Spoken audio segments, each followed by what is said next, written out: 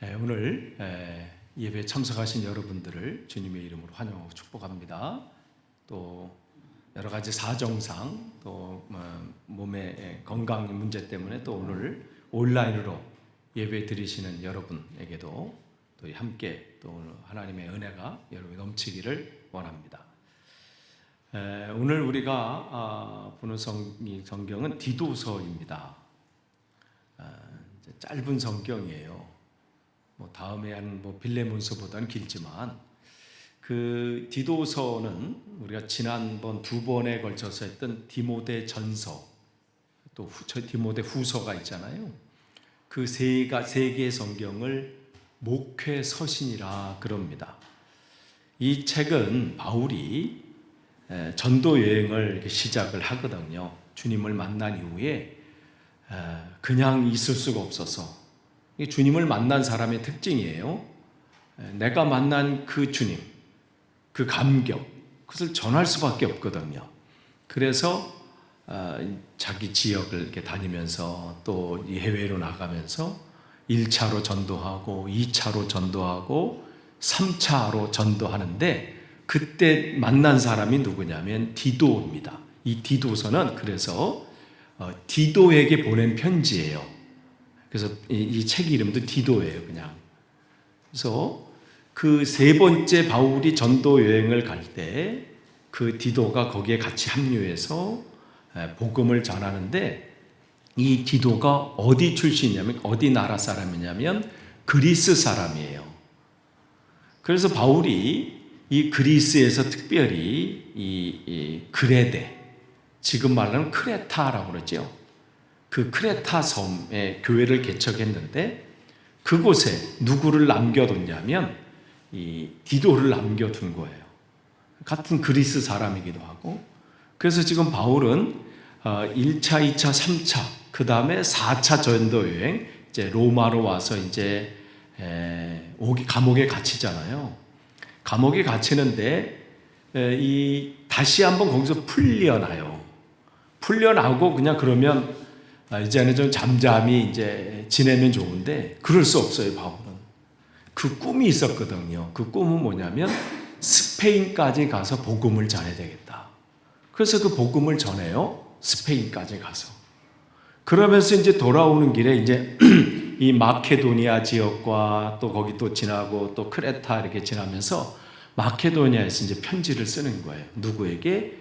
지금 지역으로 따지면 나라면 이제 터키에 있는, 그 터키 지역에 있는 에베소에서 목회하고 있는 디모데에게, 그 다음에 그리스 크레타 섬에서 목회하고 있는 디도에게 마지막 생애 마지막의 편지를 이제 보내고 있는 게 디모데 전서 후서, 그 다음에 오늘 디도서입니다. 그런데 이 크레타 섬 아직 가보지는 못했어요. 아름답다고 그래요. 그런데 이 크레타 섬이 그 당시에는 사람들이 좀 거칠었어요. 그런데 우리가 잘 아는 것처럼 거기 살던 사람들이 우리가 이 섬에 갇혀 있기는 너무 그렇다, 우리가 이제 새로운 곳으로 가자, 마치 영국이 이 미국을 향해서 새로운 땅을 향해서 간 것처럼 이 크레타에 살던 사람들도 우리도 여기서 너무 좁다, 우리 새로운 신세계로 가자 간 곳이 바로 가나안 땅, 즉 이스라엘 그 지역이죠. 그래서 거기서 나온 사람들, 크레타 섬에서 나온 사람들을 그래서 블레셋 사람들이라 이렇게 얘기를 해요. 그래서 성경에 나오면 블레셋 이렇게 나오잖아요. 그 사람들이 크레타 섬에 있었던 사람들인데, 새로운 지경을 향해서 이제 찾아와서 그 가나안 땅에 안주해서 거기 있는 거죠. 그래서 이 블레셋의 또 다른 말로 지금은 이제 팔레스타인 사람이라 이렇게 얘기합니다. 그래서 블레셋, 팔레스타인 사람들. 그런데 이제 그곳에서 지금 디도가 목회를 하고 있는 거예요. 목회를 하고 있는데 얼마나 어렵겠어요. 참 사람들도 거칠죠. 또 그 당시에 윤리적인 도덕적인 것에 별로 그렇게 민감하지 않았고, 그러니까 자기 생각대로 자기 마음대로 이렇게 살았던 그런 사람들 가운데 목회를 한다는 게 쉽지 않은 거예요. 분위기라는 게 참 중요하거든요. 분위기가요, 놀자 분위기면 다 노는 분위기예요. 근데 분위기가 기도하자 이러면 기도하는 분위기가 또 되고요. 가정의 분위기도 마찬가지예요. 너 왜 공부 안 하니? 아니 엄마가 안 하고 있는데 아빠가 늘 TV 앉아가지고 이렇게 보고 있는데 어떻게 얘는 거기서 어떻게 하겠다는 거예요. 넌 게임 좀 그만하자. 아니 엄마가 하고 있는데 아빠가 하고 있는데 참 그 분위기라는 게 있어요. 그러니까 교회도 마찬가지고 가정도 마찬가지고 나라도 마찬가지고 어떤 분위기로 이끄냐는 참 중요해요. 나는 그 가운데 고고하게 나는 살아야지. 쉽지 않아요. 나도 놀고 싶고 뭐 하고 싶잖아요.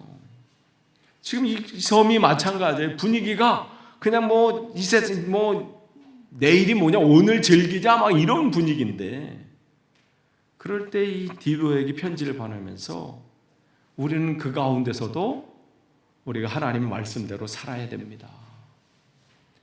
그 얘기를 지금 편지를 보내고 있는 거예요. 그래서 어떠한 삶을 살아야 되는지, 그래서 거기에 사는 그 말씀으로 감동하는 사람은 어떠한 자기 모습을 가져야 되는지, 그런 내용들을 삶의 자세들을 쭉 얘기하고 있어요.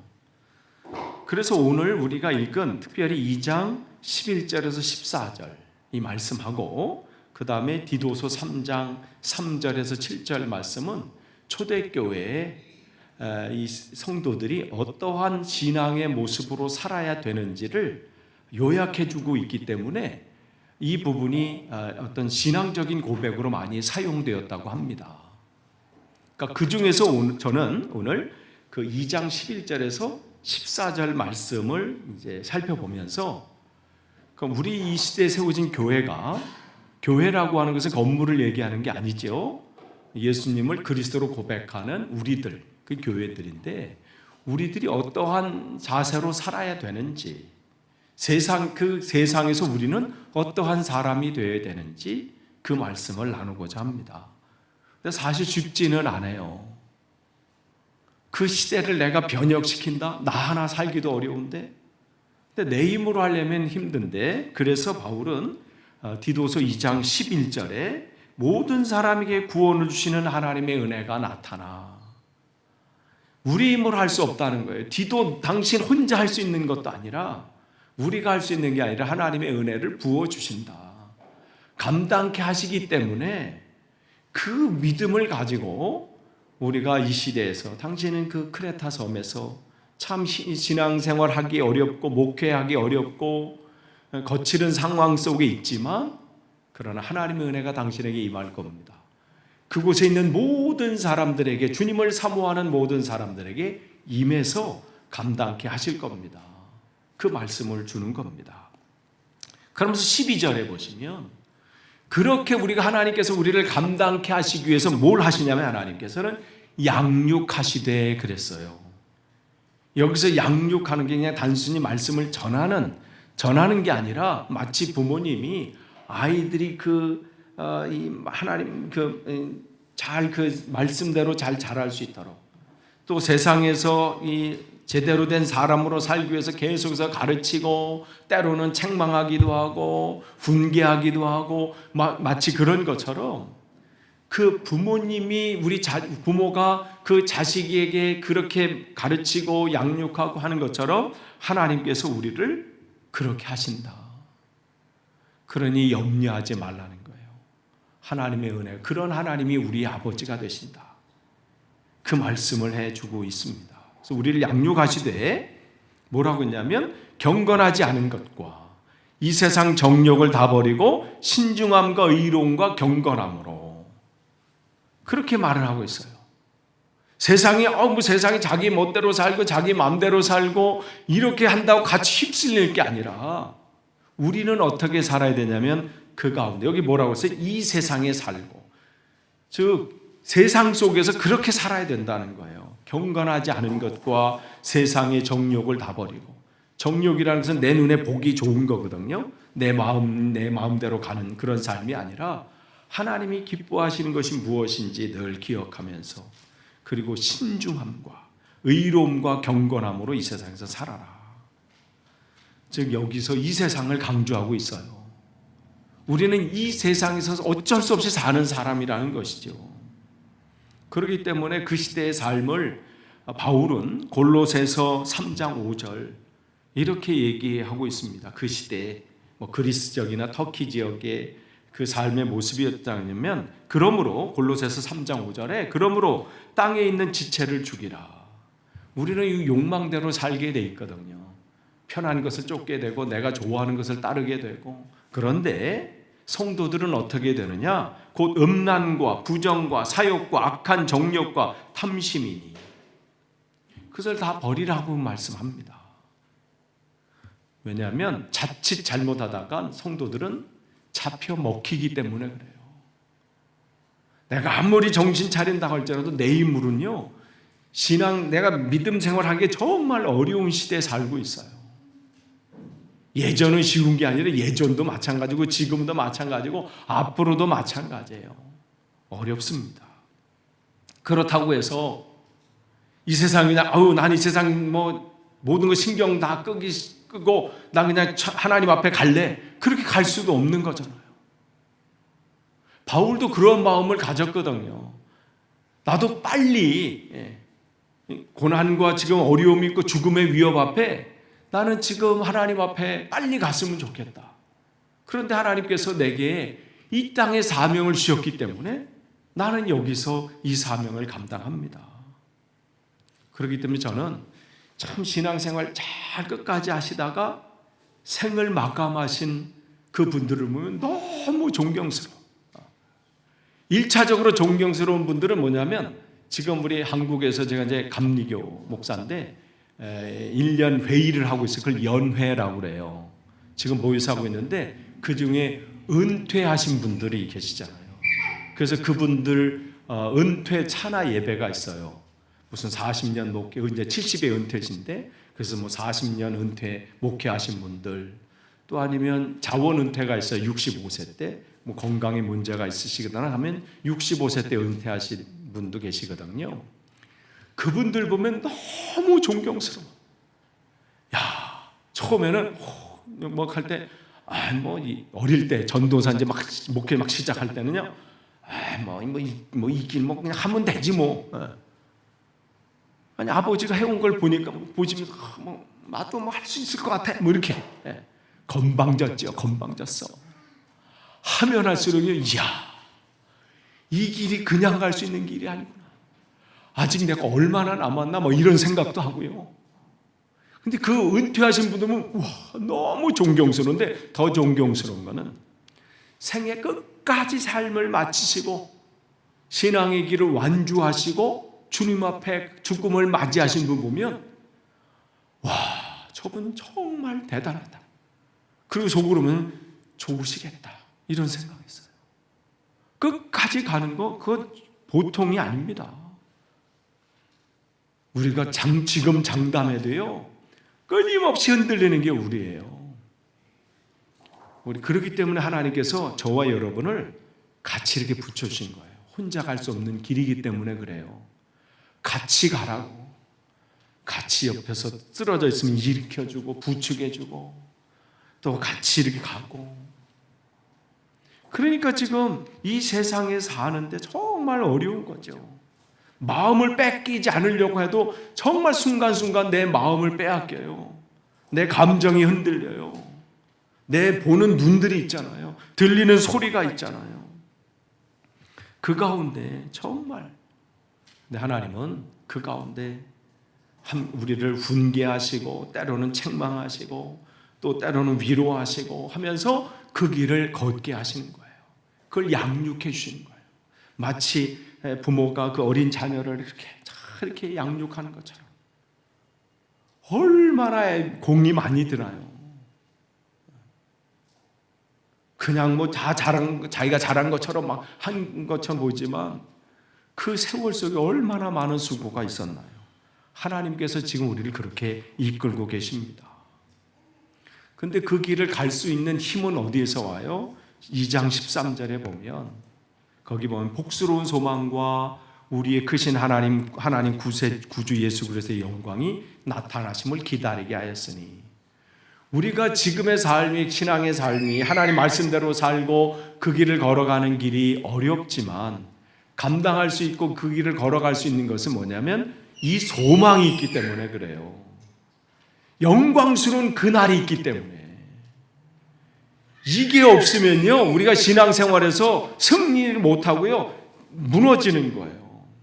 그런데 하나님께서 우리에게 이 복스러운 소망, 그 크신 하나님의 구세주 예수 그리스도의 그 영광, 다시 만날 그 주님, 그 영광스러운 빛을 우리에게 나타나게 하시기 위해서 그것 때문에 우리가 이 길을 걸어가는 것이죠.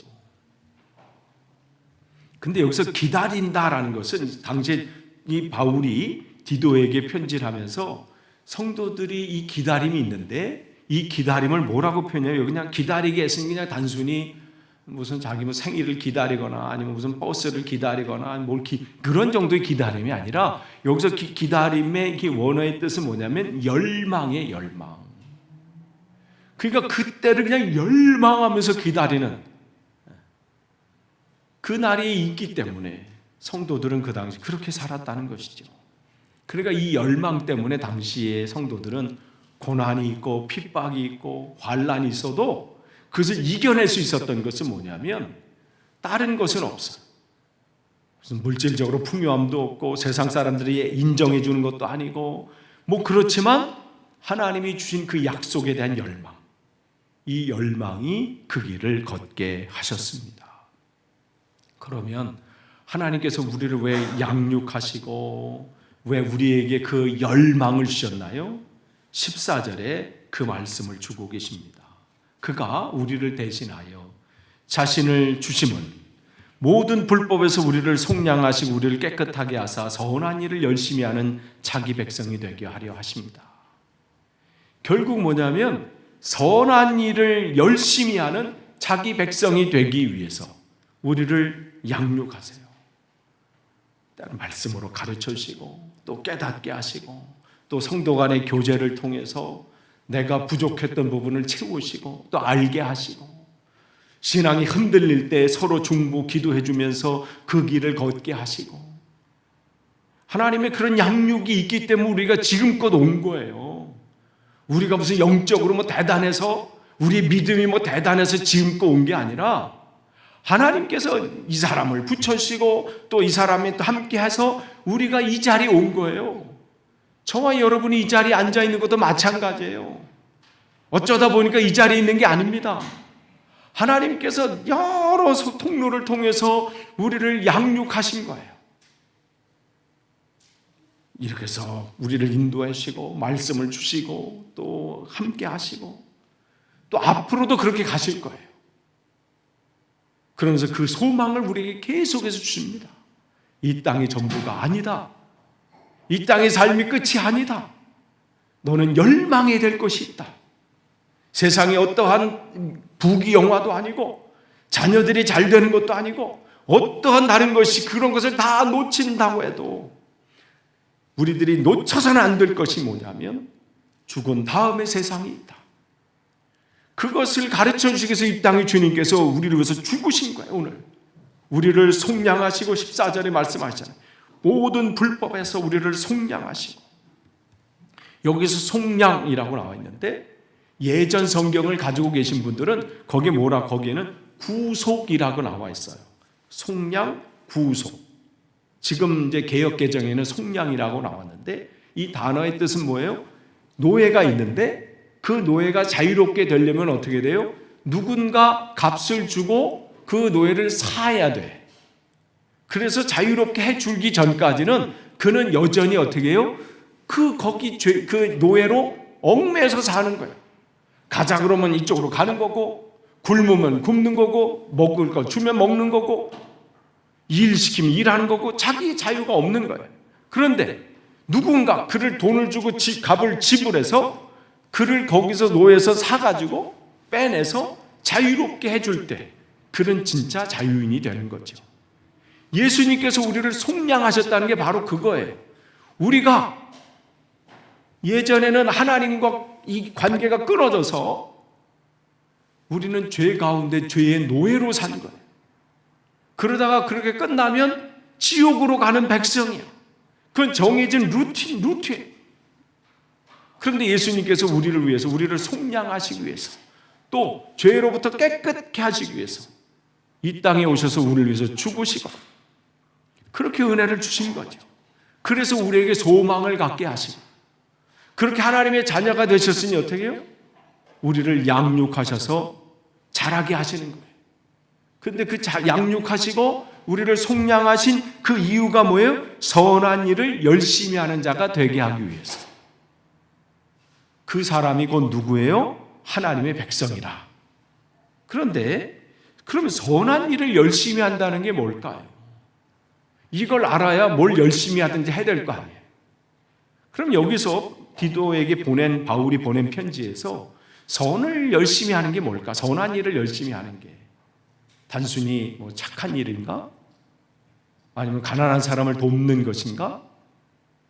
아니면 열심히 이 교회 생활을 하고 또 성경 읽고 기도 생활하는 것일까? 한때 그것이 전부라고 생각한 때가 있었죠. 처음 교회가 시작할 때는 그 당시 성도들은 순교에 대한 두려움이 없었습니다. 그것은 당연한 것이었어요. 또한 그런 삶을 살면서 하나님 앞에 온전히 바로 사는 삶에 대한 열망이 있었어요. 그래서 그 당 처음 교회 성도들의 삶은 그야말로 생명을 내놓는 그러한 신앙 생활이었습니다. 그런데 이 기독교가 그런 핍박에서부터 자유한 때가 있었죠. 로마로부터 이제 국교회로 인정받으면서 이제 편안해져 버린 거예요.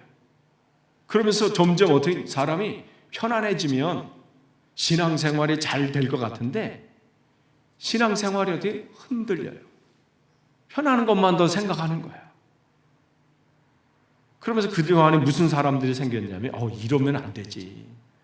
신앙생활이라는 게 이러면 안 되지 하면서 이 땅의 삶을, 즉 세속의 삶이죠. 이 땅의 삶을 다 내려놓고 나는 하나님과 1대1의 관계 속에 들어가야 되겠다. 그러면서 광야로 또 산속으로 그러면서 그곳에 뭐 동굴 속에 들어가서 하나님과 1대1의 삶을 사는 사람들이 생겨났어요. 그런 사람들을 우리는 수도사라 그렇게 얘기합니다. 이 세상은 너무 더러워. 너무 죄가 가득해. 여기 있다가는 나도 죄의 먹물에 나는 감염되겠어. 그러면서 이 땅에 것을 다 내려놓고 산속으로 들어가고 굴 속으로 들어가고 사막으로 가고 광야로 가고 그런 사람들이 생기는 거예요. 그런데 그곳의 사람들이 그걸 보면서 저거야말로 진짜 하나님을 따르는 삶이구나 하면서 사람들이 너도 나도 그렇게 가는 거예요. 산속으로 들어가고 굴 속으로 들어가고 또한 어떤 유명한 수도사가 있다면 그곳으로 다 몰려가. 그를 나도 따르자. 그러니까 그곳이 뭐가 되냐면 성지가 돼버리는 거예요. 사람들이 모이니까. 그러니까 그분은 또 피해가. 그럼 또 쫓아가. 이러한 일들이 막 일어납니다. 그러면서 중세시대에 그러니까 AD 400년 그때부터 이 로마부터 시작해서 이 유럽까지 해서 이 수도원이 어마어마하게 생기는 거예요. 그러면서 사람들이 무슨 생각했냐면 세상은 더러운 것, 저 수도원은 성스러운 것, 이렇게 딱 구분이 돼버린 거예요. 근데 문제는 뭐냐면 하나님과의 관계는 좋아졌어. 근데 이 세상에 대한 눈을 닫아버린 거예요. 그러니까 여기서 정치하는 사람들은 너무 좋아. 왜요? 사람들이 전혀 관심을 안 가지니까. 그러니까 예언자적인 메시지가 멈춰버리는 겁니다. 이러면서 신앙에 대한 사람들이 너무 예식으로만 넘어가고 형식으로 가다 보니까 종교개혁이 나타났잖아요. 1517년에. 근데 그 이후에서 똑같은 일이 반복이 돼요. 세상은 더러운 거, 교회는 거룩한 거. 이렇게 하니까 무슨 일이 일어나냐면 교회에서 열심히 52주 빠지지 않고 예배드리고 헌금 열심히 하고 봉사 열심히 하면 나는 거룩한 사람. 세상이 어떻게 되든 나는 관심이 없어. 오로지 나는 이곳이 중요해. 그렇게 돼버린 거죠. 세상과 교회가 단절이 됐습니다.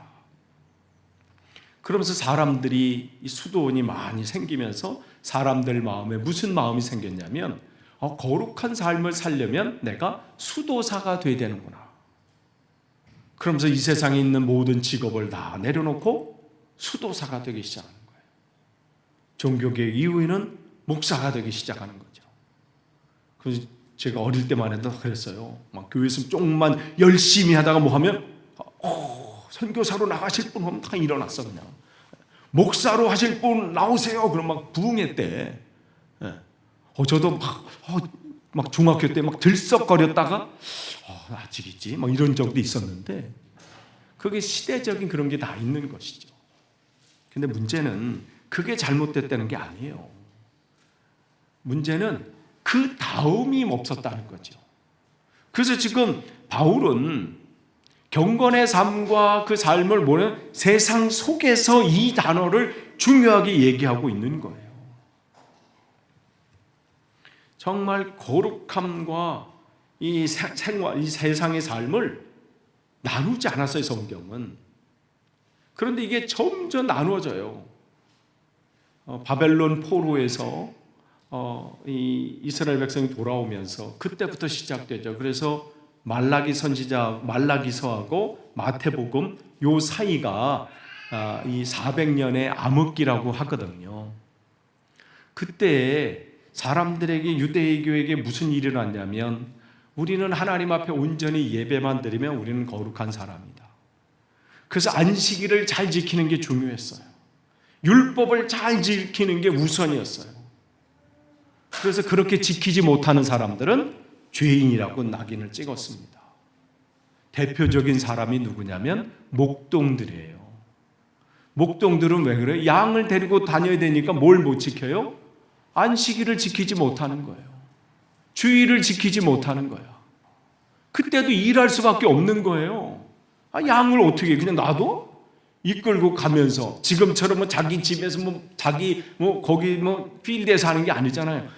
이 광야 척박한 곳에서 풀이 어디 자란다 그러면 제일 먼저 자라는 그곳에서부터 시작해서 가거든요. 그래서 저 위쪽서부터 갈릴리 저 위쪽서부터 가서 밑으로 이렇게 해서 예루살렘 쪽으로 쭉 내려오는 거예요. 자기 집 쪽으로. 왜냐면 이쪽은 자기 지역이니까. 그러니까 그렇게 해서 왔거든요. 그러니까 이 예수님 당시에 아기 예수님을 탄생을 먼저 목격한 그 복된 소식을 들었던 그 목동들도 그렇게 해서 지금 내려오고 있는 중이었다는 거죠. 예루살렘을 향해서. 그런데 그들은 유대인들의 이 제사장들이나 정통 유대인들의 입장에서들은 그들은 죄인인 거예요. 죄인이라는 것은 천국에 못 가는 사람들. 세리들은 말할 것도 없고, 또 가난한 사람들도 마찬가지고. 왜냐하면 가난하다는 것은 하나님 앞에 복을 받지 못했기 때문에 그렇게 평가를 했습니다. 그러니까 이렇게 나누어졌어요. 그런 게 계속해서 내려오는 것이죠. 그런데 디도서 2장 12절에 이 세상에서 살고 그랬어요. 디도에게. 그 경건함을 그냥 교회에서 성도들에게 가르치되 그냥 교회에서만 열심히 경건하고 예배 열심히 드리고 예식을 하는 게 아니라 이 세상에서 어떻게 해요? 신중함으로 살아라. 의로움으로 살아라. 경건함으로 살아라. 나누어져 있지 않았다는 거예요.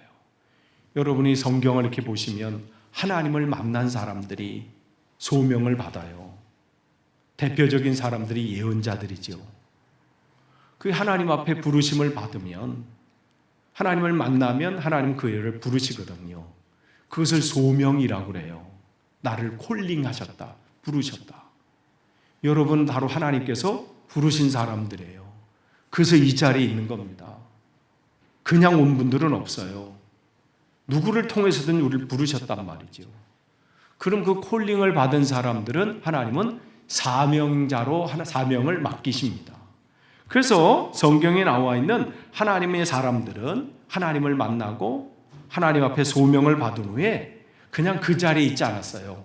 세상 속으로 들어가서 그 세상의 죄와 싸워서 그들을 하나님 말씀으로 변화시키고 그곳에 하나님의 나라가 이루어지도록 했던 사람들이 하나님의 사람들이었습니다.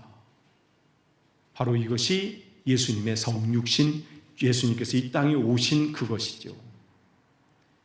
정말 죄 가운데 있는 우리들을 위해서 주님께서 이 땅에 오셔서 변화되지 않는 우리들을 바꾸시고 우리의 생각과 마음을 바꾸셔서 그곳에서 우리를 통해서 하나님의 뜻을 이루게 하셨습니다. 그렇기 때문에 성경은 우리에게 분명히 말씀하십니다. 예배는 이 예배당에서 드려지는 예배가 끝이 아니라 우리의 삶에 그 예배가 이루어져야 된다고 말씀하시는 것이죠. 그렇기 때문에 성경에서는 예배당 안에서의 삶이나 교회 안에서의 예배만을 말하고 계시지 않습니다. 세상 속에서 하나님의 뜻을 실현하라고 강조하십니다.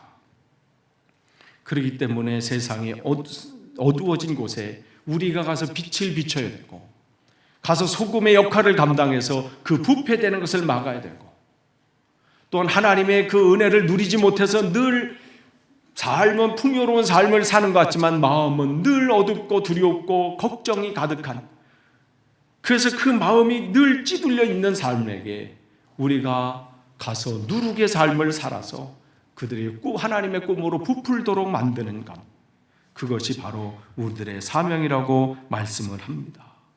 그래서 지금 바울이 그레데 섬, 크레타 섬에서 정말 힘겹게 목회하고 있는 디도에게 그냥 예배 드리는 목사로만 끝나지 마십시오. 거기에 모여있는 사람들이 여기가 좋사오니 그냥 예배 드리는 삶으로 끝나지 말고 그 크레타 섬 그 생활 속에 들어가서 그들의 세상 속으로 들어가서 빛의 역할을 감당하십시오. 소금의 역할을 감당하십시오. 경건의 삶을 사십시오. 이곳에서 찬양하는 것처럼 내가 모든 것이 나의 은혜였음을 고백합니다. 모든 영광과 존귀와 찬양을 주님 앞에 돌려드립니다. 찬양했다면 그냥 그것이 노래로 끝나지 말고 내 삶 속에 들어가서 그곳에서 하나님의 모든 영광과 존귀가 내 가정 속에서 드러날 수 있도록, 내 일터 속에 하나님의 존귀와 영광이 드러날 수 있도록, 내가 만나는 모든 사람과의 만남 속에서도 모든 주님의 존귀와 영광이 드러날 수 있도록 그러한 경건한 삶을 사십시오. 그러한 길을 걸어가십시오. 바로 그렇게 말씀을 하시는 겁니다. 끝을 맺습니다. 선한 일을 열심히 하는 자기 백성이 되기 위해서 우리를 양육하고 계신 그 하나님의 은혜가 우리에게 있습니다. 하나님의 그 선한 뜻을 우리의 삶 속에서 내가 걸어가고 있는 그 걸음 속에서 나타내게 하시기 위해서 하나님 우리를 속량해 주셨습니다. 오늘도 그 은혜를 부어주셔서 그 사명을 감당케 하십니다. 저와 여러분, 우리에게는 꿈이 있습니다. 이 세상을 마감하는 그날 우리는 하나님의 그 영광에 참여할 열망을 우리에게 주셨습니다. 근데 그날이 오기 전에 해야 될 일은 뭐냐면 바로 하나님의 그 선한 일을 내 삶의 자리에서 행하는 겁니다. 여기서 내가 찬양한 그 찬양의 가사대로 내 삶의 자리에서 그렇게 사는 겁니다. 내가 노래하듯이 그렇게 사는 것이고 내가 얘기하듯이 그렇게 죽기를, 어떠한 찬양 가사의 내용처럼 저와 여러분이 그렇게 우리의 삶에서 하나님께 영광 돌리기를 간절히 축원합니다. 기도하겠습니다. 하나님 감사합니다. 진정한 예배자가 되길 원합니다. 내 삶의 자리에서, 세상 속에서 우리는 어떠한 사람이 되어야 하는지 날마다 점검하고 신중하게 하시고 경건한 삶을 우리 세상 속에서 이룰 수 있도록 인도해 주옵소서. 날마다 주님의 은혜가 필요합니다. 홀로 놔두지 마시고 그곳에서 승리하도록 인도해 주옵소서. 예수님의 이름으로 기도하옵나이다. 아멘.